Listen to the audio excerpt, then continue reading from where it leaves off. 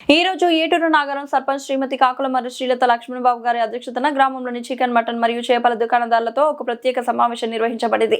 ఈ కార్యక్రమంలో పంచాయతీ కార్యదర్శి, ఉప సర్పంచ్ మరియు వార్డు సభ్యుల సమక్షంలో సర్పంచ్ గారు వ్యాపారులకు పలు కీలక సూచనలు చేశారు.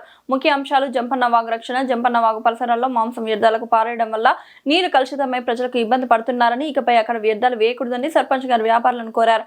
డంపింగ్ యార్డ్ వినియోగం, దుకాణాల వ్యర్థాలను ఎక్కడ పడితే అక్కడ పారేయకుండా పంచాయతీ కేటాయించిన డంపింగ్ యార్డ్ కు మాత్రమే తరలించాలని సూచించారు. ఇంకుడు గుంతల నిర్మాణం, మురుగునీరు నిల్వ ఉండకుండా ప్రతి దుకాణం వద్ద ఇంకుడు గుంతలు ఏర్పాటు చేసుకోవాలని సూచించారు. దీనివల్ల ప్రజలు వ్యాధులు ప్రబలకుండా ఉంటుందని వివరించారు.